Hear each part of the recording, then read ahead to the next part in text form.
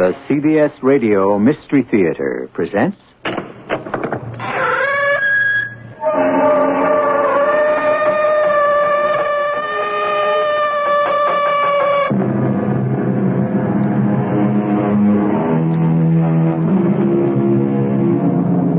Come in. Welcome. I'm E.G. Marshall.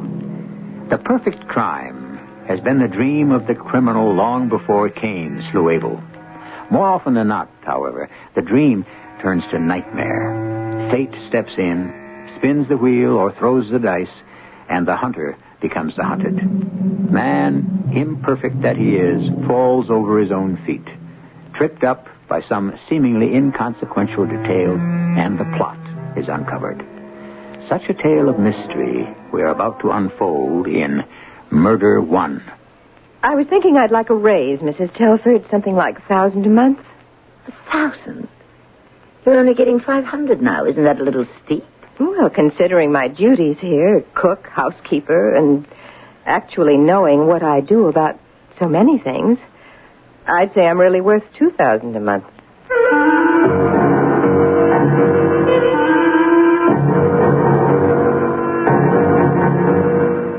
Our mystery drama, Murder One, was written especially for the Mystery Theater by G. Frederick Lewis and stars Tammy Grimes. It is sponsored in part by Buick Motor Division. I'll be back shortly with Act One.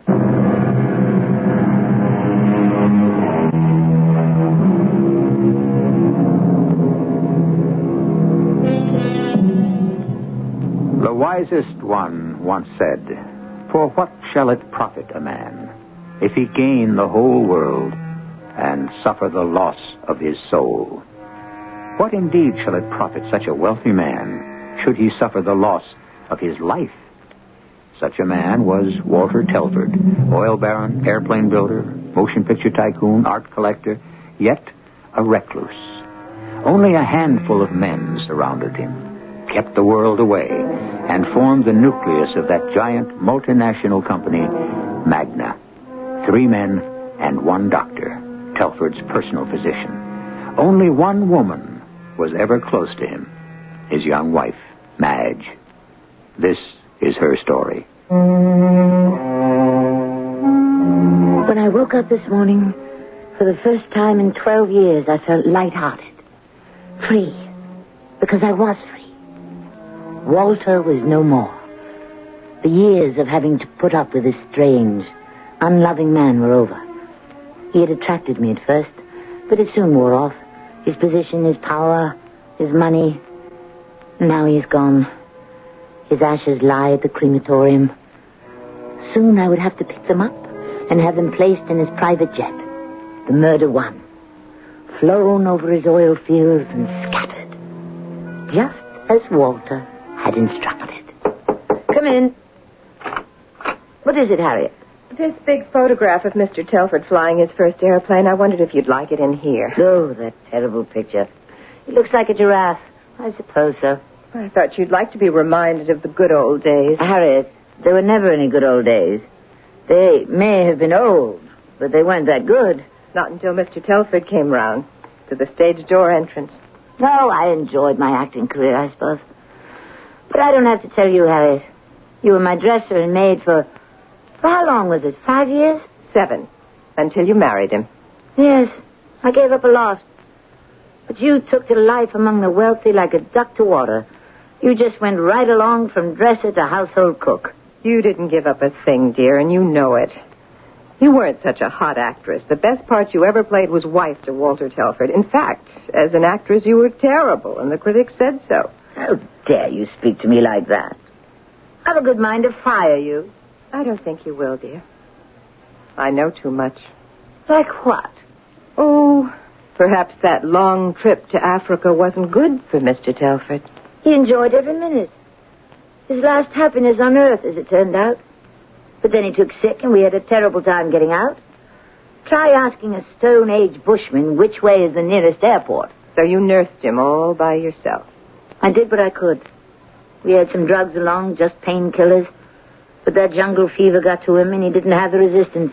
Well, there aren't many young wives married to old fellows who would have done as well by him as you. Harriet! Well, he was old. Can't deny that. I think you'd better get back to the kitchen. You forget yourself. Do I? There are an awful lot of things I just can't seem to forget. The days passed. Walter's business associates were most kind. Jack called several times assuring me they wanted me on the board of directors of Magna. Not just because I was Walter's wife, a widow, but because they felt a younger voice in the corporation was needed. Not that I was looking forward to becoming a businesswoman, for aside from being a wife, all I knew was the theater. But I felt in Walter's memory I should. I wondered if I ought to give up this big house in Beverly Hills, the 2 maids, the gardener and chauffeur, and Harriet. But it would be hard for me to leave. Do you have a minute, Madge? Madge? Since when are you being so familiar? And I notice you don't knock anymore, just barge in. I thought we were back to the old days, just the 2 of us. After all, dear, we've been through an awful lot together. All right, if it pleases you. But not in front of the others. What do you want? I was thinking I'd like a raise, seeing as how you'll be needing me more and more. What do you mean? Well, there may be special errands you'd like me to do, confidentially. Like what? Getting prescriptions filled at the drugstore. Getting stuff to get rid of the rats. You know. Well, how much do you get now? $500 a month. I see. How about $650? I was thinking something like $1,000. $1,000 a month? Well, considering I'm really the housekeeper now, I'll go on cooking, of course. Isn't that a little steep, Harriet? Actually, knowing what I do about so many things around here, there'd be some people who'd say I was really worth $2,000. Well, I'll have to think it over. It seems like a great deal of money to me. You'll be inheriting a great deal, and you'd like to keep it. Think that over, too. I don't like your insinuations. I don't like your threats, and you'd better watch out, Harriet. Don't drive me too far. As I said before, you're a very unconvincing actress. I was boiling mad. If she suspected something was strange about Walter's death, the doctors didn't. Dear Arthur Carter, who's crazy about me, and his 4 old colleagues, they'd agreed Walter had picked up something in Africa which caused it. So I was a lousy actress, was I? Well, we would see. Yes, Miss Harriet, I'll make you eat your words.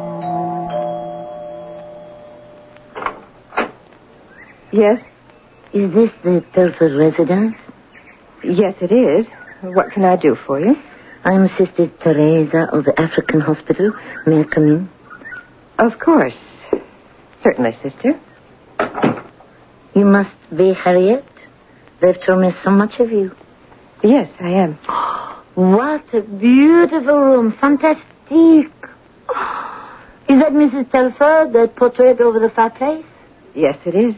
I thought I recognized her. May I sit down?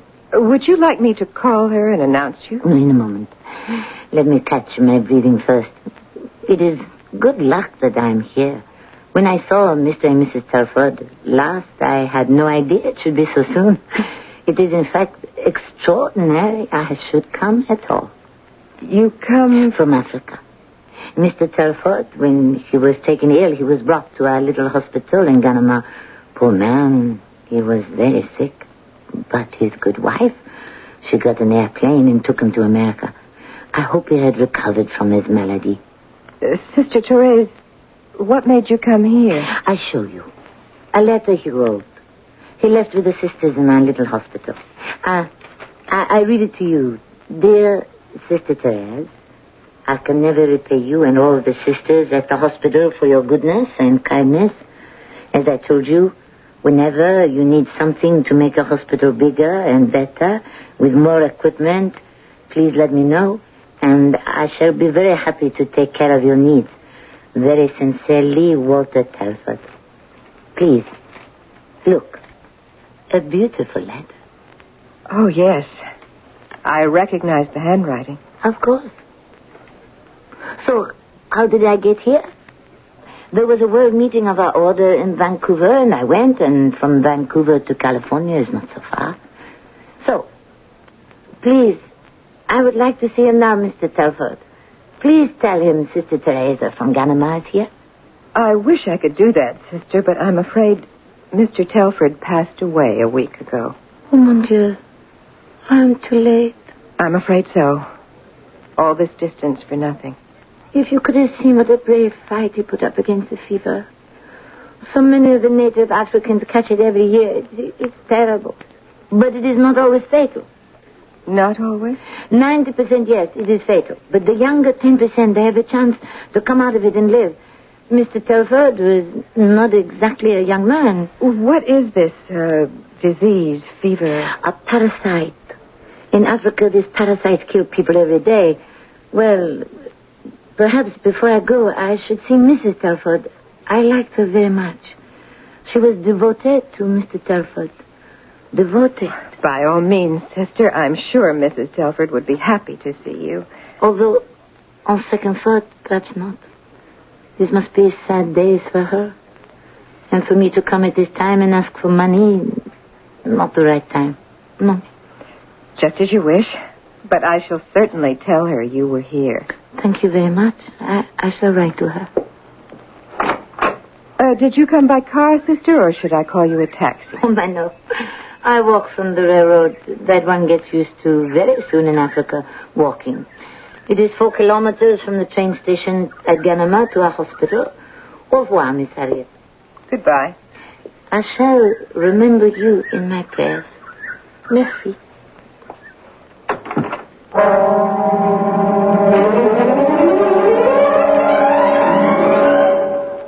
Harriet! Oh, you startled me. What are you doing this early in the morning in Mr. Telford's trophy room? Just came to tidy up. We have a maid for that.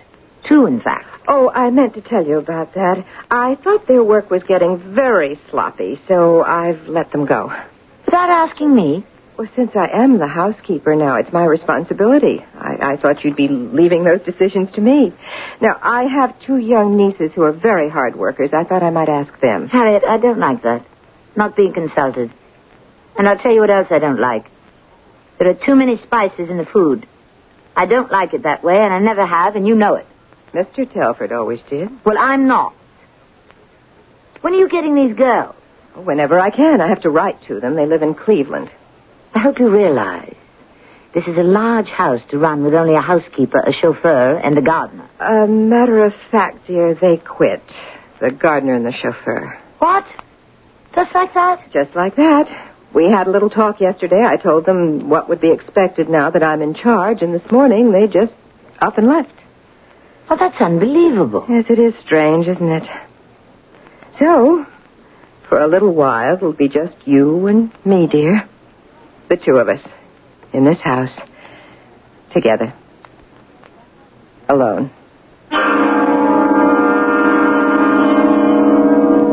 To look at the large house in Tudor style set back amid the landscaping and palm trees on Beverly Drive, one would never dream that within those fancy brick walls lived a young widow and her housekeeper. Also, that fear lived at that address. The only terror Madge had known up to now was stage fright. But this was not theater or make-believe. This was real. How real, we shall find out when I return with Act 2.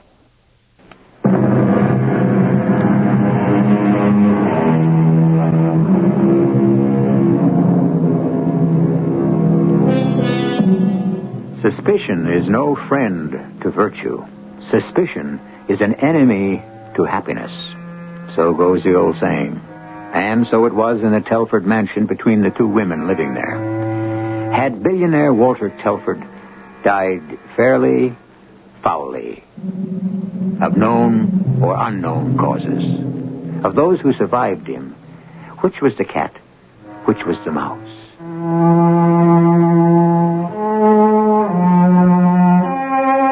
I would lie in bed night after night, hoping sleep would come, but it didn't. Monday, Tuesday, Wednesday, in a dreaded pattern. I'd get up, wander about the house at night, and end up in Walter's study, straightening the books, The model aeroplanes are the real ones he built. The model oil derricks. Miniature sets of the movies he'd made.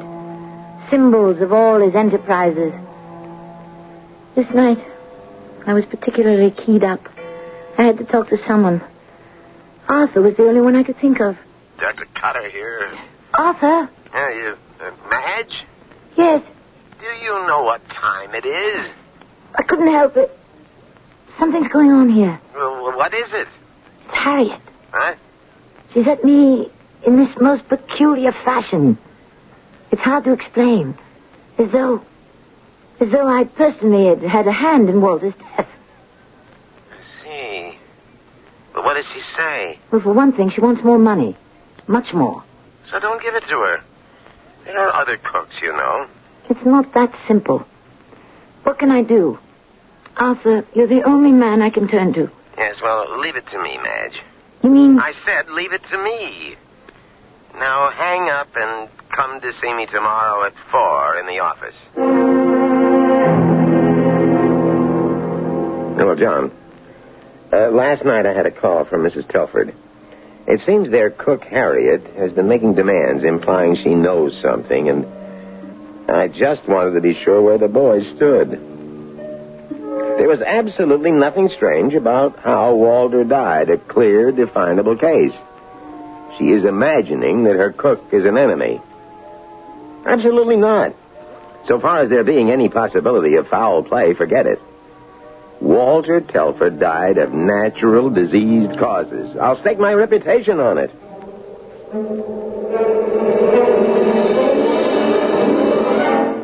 Good morning, dear. Been for a walk? In the garden, Harriet. What would you like for dinner tonight? I'd planned to have a nice casserole, the one with lentils and beef, Mr. Telford's favorite. I'm not very hungry today. I think I'll take the car and go for a drive. I need some fresh air. Besides, I have an appointment in town. Well, now, that's a good idea. Work up an appetite. Oh, a message came for you while you were in the garden. Would you please call the Heavenly Rest Crematorium? This is the number they gave me. Thank you, Harriet. Are you all right? You seem a little down. I'm fine. Well, I have lots to do. Don't forget to call. Have a nice drive.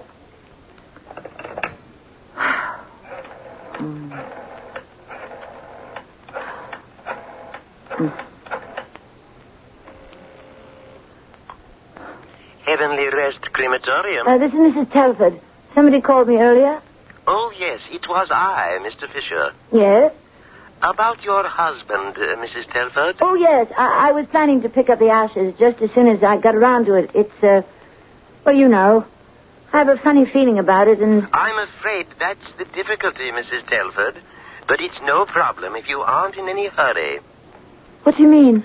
I regret to say there's been a strike, and so we haven't been able to, process Mr. Telford yet.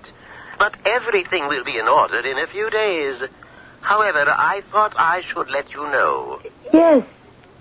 Yes, I understand. A few days, a week at the most, and everything will be in order, I can assure you. A few days?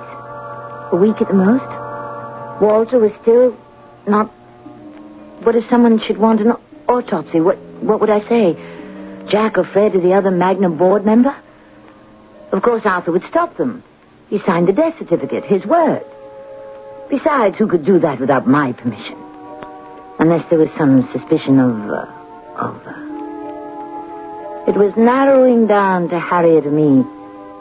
I had to act. Now, first thing, to discredit whatever she might say. I called Arthur's office and said I was too sick to keep my appointment at 4. I started eating nothing but toast. A few potatoes for dinner. I began to take a few grains of arsenic at a time. I had to make it believable she was the prisoner, and I was the next intended victim. Well, what is it, dear? 3 days now, and you've hardly touched your food. And what are you doing still in bed? I really feel terrible. What's gotten into you? I don't know. I could be, who knows? Emotional shock of suddenly losing my husband. Oh, you expect me to believe that? I don't care what you believe. You've been taking a great many liberties lately, Harriet, and it aggravates me. Oh, I have I? It's perfectly true that at one time we were close. And if it hadn't been for my regard for you, I wouldn't be paying you the exorbitant wages you're getting. I've decided I want more. Don't interrupt me. When I married Walter, you were so grateful to get out of the theatrical rat race, you fell all over yourself. You were so happy I arranged for you to take over our kitchen. And you did fine. I'm not saying you didn't. But since we came back from Africa, since the tragedy, I don't understand your behavior at all. And what I'm saying, Harriet, is cut it out. I don't like it. I'm not going to stand for any attempted blackmail. Should I applaud now? Not a very good scene, dear. You didn't play it very convincingly. You're bluffing, and old Harriet isn't being taken in one bit. Oh! Get me the Dr. Carter for me.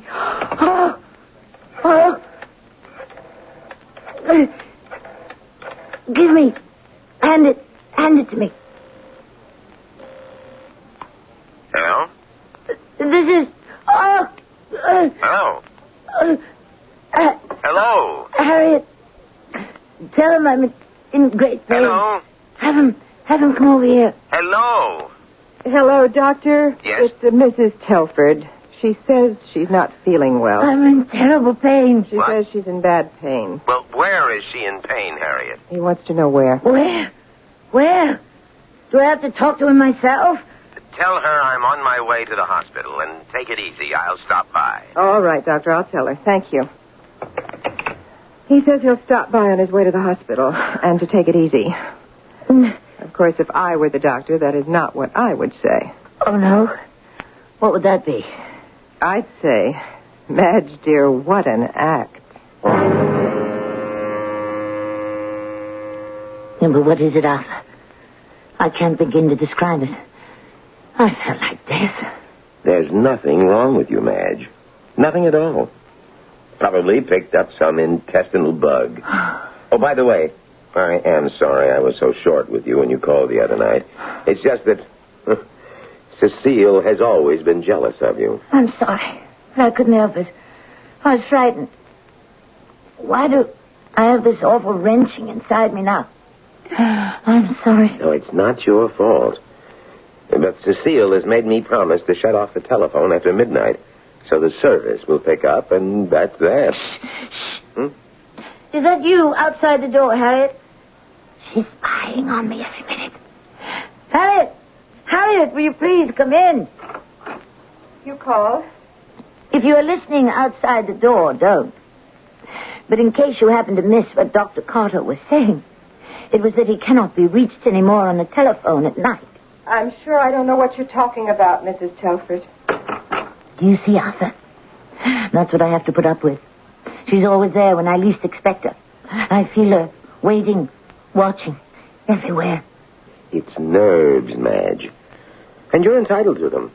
After what you've been through. Now, look, you stay quiet and remain in bed for a few days and eat lightly. Arthur, I can't keep anything down. Crackers and tea, then. Or beef consomme.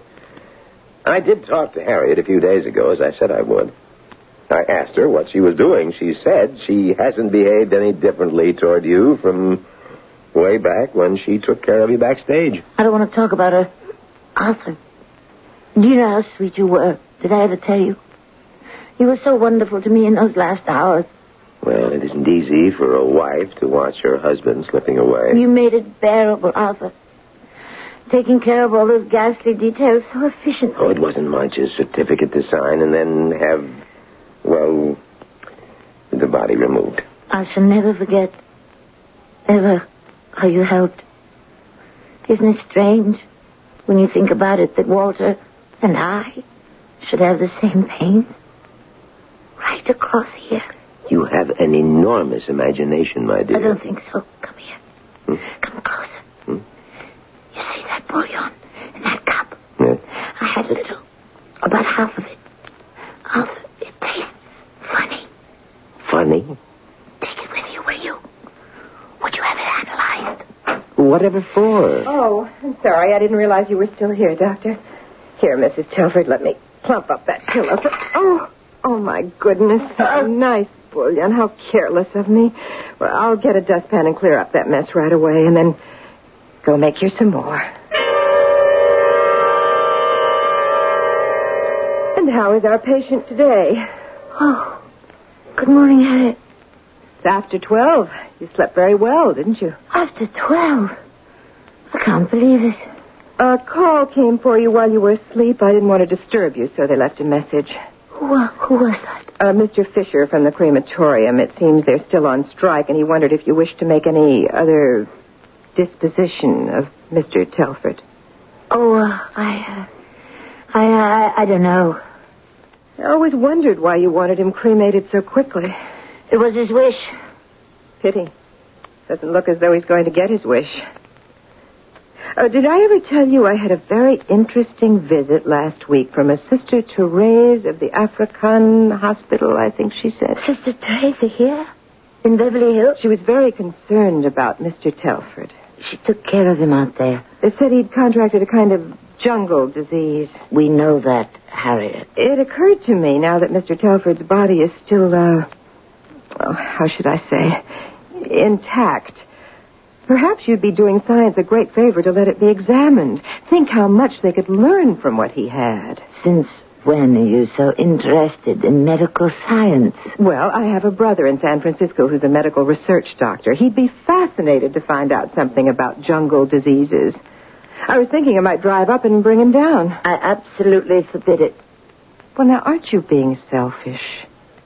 Just supposing if Mr. Telford were examined, not by Dr. Cotter and the old fogies he brought in, the cause of his death turned out to be something different. Maybe not a jungle disease. Now do you see why I'm worth even more than I'm getting now? I've got all these good ideas. Harriet, will you please leave the room? I'm in no state to argue with you. My hands are perspiring. My feet are icy. I just want to be let alone. I'm only saying if. If ifs and ands were pots and pans, there'd be no need of tinkers. Oh, that's from St. Joan, isn't it? I remember you saying those lines when you played the part. You weren't at all bad. Didn't you do it with a French accent? I did mention to you, didn't I, a Sister Therese with a French accent came by and tried to tell me Mr. Telford died of this African disease. Something very familiar about her.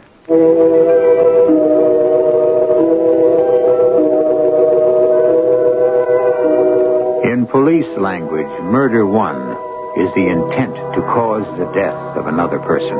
Murder one is also the result of the intent to cause suicide by force, duress, or deception. Surely we have some of those ingredients here. Are there more? It did not surprise me in the least. So let us find out when I return with Act 3.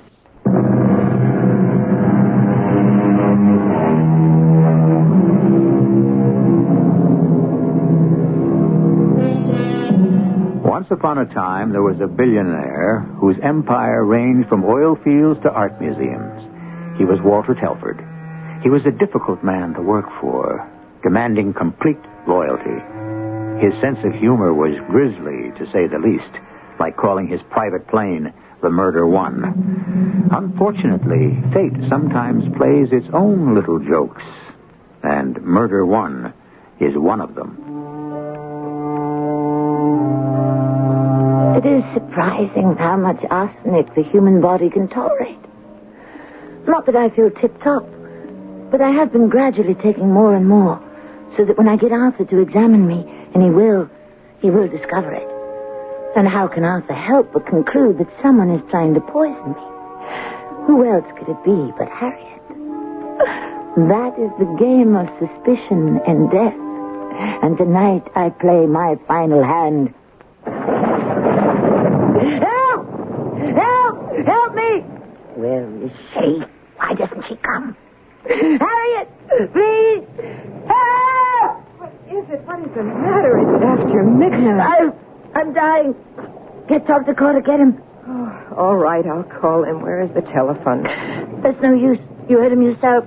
He shuts the phone off at night. Go to his house. Harriet, You know where he lives.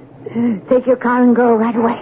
Now, in this weather? Harriet, if I die, you won't get anything. Not one penny. It all goes to the Magna Corporation, all of it. Understand? I don't know what you're talking about. All right, I'll go. I only hope you're as sick as you make out. You better hope I'm not. Now, where did I put it? Why do I keep forgetting things? Something seems to be holding me back. It's such an effort to move, to remember. Where is the arsenic?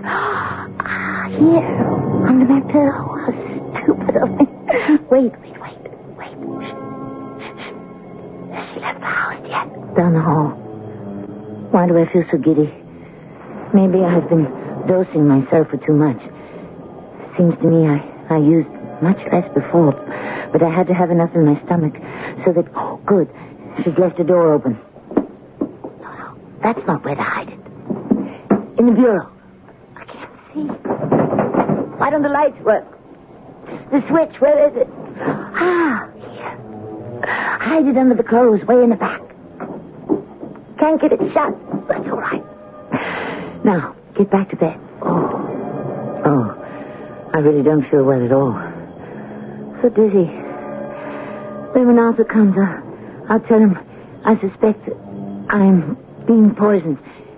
Like Walter. He'll figure it out. He always does as I say, old Arthur. The way he just up and signed the death certificate just on my say-so.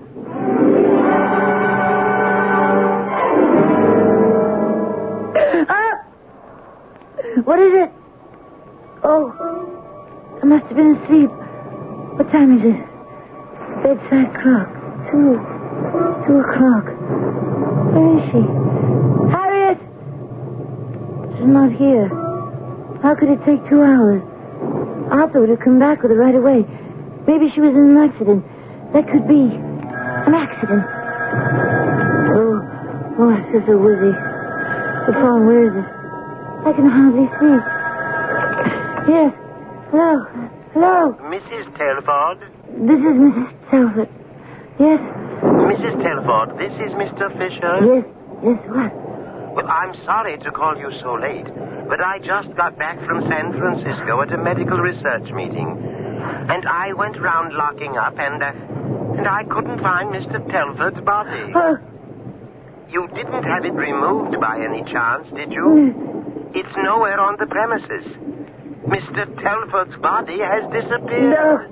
No.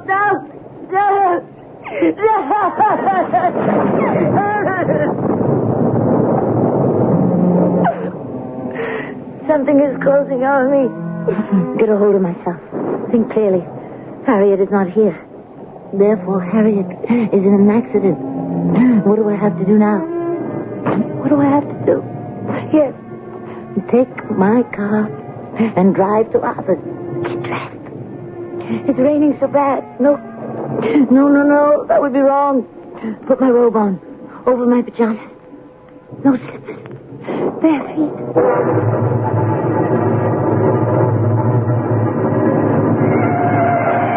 I can hardly see the road. So cold in car. What's wrong with the heater? Got to get to Arthur's. Turn here. It's cold. There's someone out there. Someone in the road. Waving. Get out of the way, you idiot!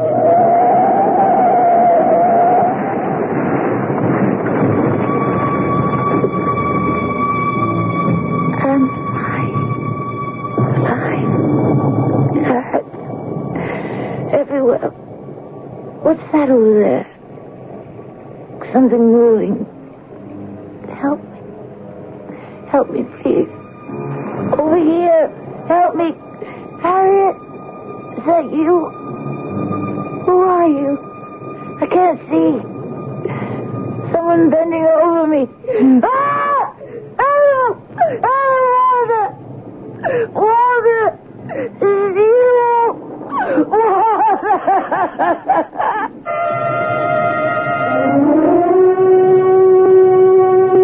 What's the matter with you, Arthur? It was a rotten idea. I think we've gone too far. Oh, locked. Do you have a front door key, Harriet? Of course I have.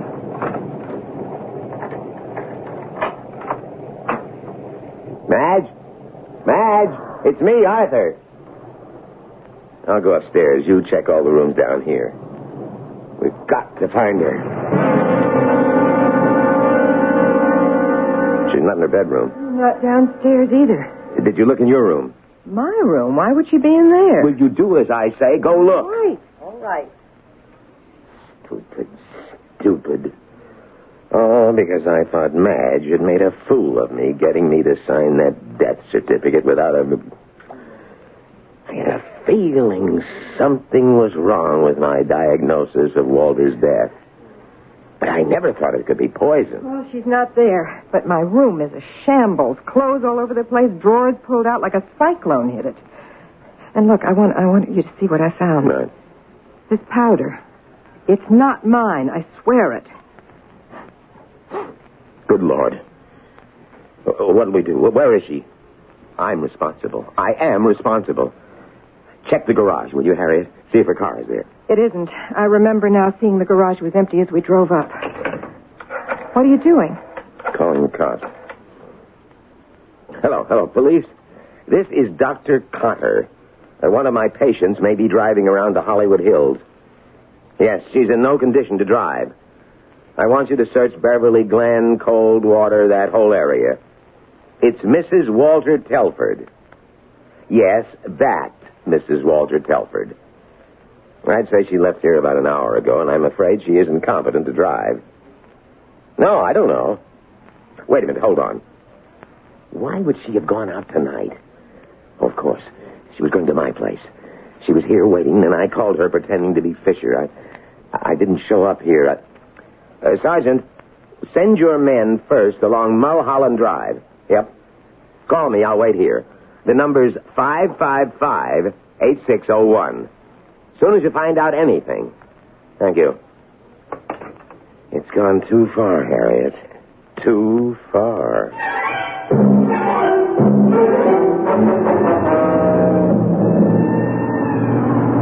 Now, this is Sector 6, Edward to Central. We picked up female on Mulholland and Beverly Glen, unconscious. Thrown from car, was appears wrecked. What is it? Where am I? Where are you taking me, Walter? Ma'am, you just sit back there easy and wrap that blanket around your arm. There's blood on me. You on, Walter? No, ma'am, I'm Patrolman Burns. You keep quiet now, and we'll have you in the hospital in no time. My name is Madge Telford. Is that Mrs. Walter Telford? Miss Walter Telford. 6 Edward to Central. Female has regained consciousness and identifies herself as Mrs. Walter Telford. Arsenic. She was poisoning me like she did Walter. In his food. Spicy food. What time is it? A little after 7, Mrs. Telford. 7? Yeah. In the morning? Yes, ma'am, in the morning. I've been out there all night.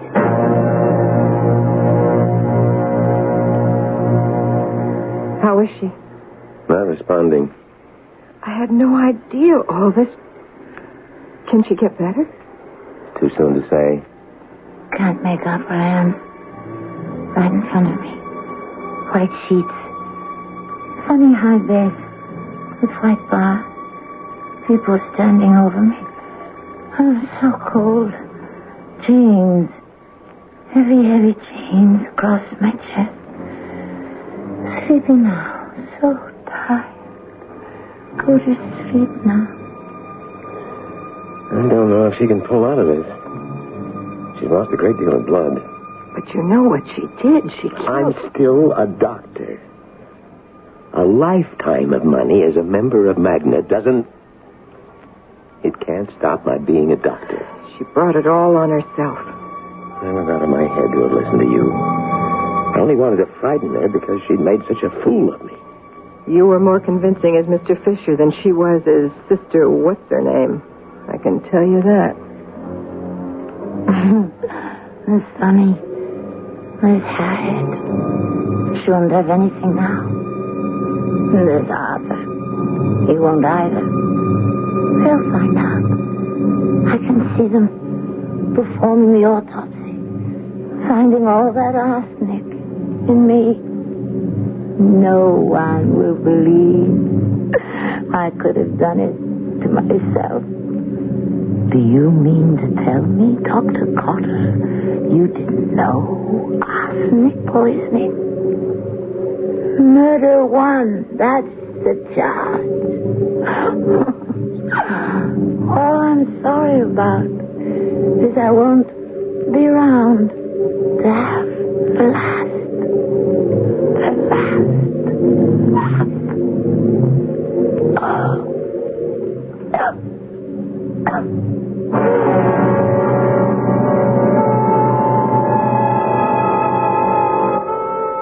We have seen how fear follows crime and is its punishment. We have seen the hand of fate upset the plans of man and deal out its own brand of justice. What happened to Madge Telford? What happened to Dr. Arthur Cotter? Harriet? We'll find out in a very few minutes.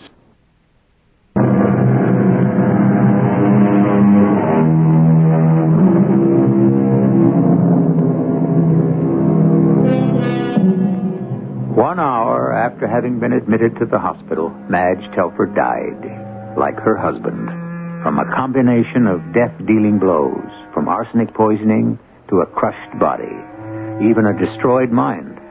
Harriet was absolved of complicity, but her dreams of untold wealth came to nothing. Arthur Cotter has been suspended from the roster of doctors, expelled from Magna, and today awaits indictment. Perhaps it is true. Society prepares the crime. The criminal commits it. Our cast included Tammy Grimes, Terry Keane, and Leon Janney. The entire production was under the direction of Hyman Brown. And now, a preview of our next tale. I thought teaching jobs was scarce. Now, Martha Barley, who was Dean of Women when anyway, now she's president of the university, and So, you've had this all planned. Planned? You are going to support me. You supported me all the time we've been married. Oh, good Lord, it's worse than I thought. You're in on it, too. In on what? The plot. Don't ask me what plot. I will. The plot to take over. Oh, Tommy, you are not well. First, strip them of their jobs. Second, rob them of their manhood. I'm going to call a doctor. A woman doctor, no doubt. Tom, you've always liked Ursula Cardell. And third, destroy their sanity. Oh, no, Helen, it won't work. Because I'm going to fight back. We're all going to fight back. This is E.G. Marshall inviting you to return to our Mystery Theater for another adventure in the macabre. Until next time, pleasant dreams.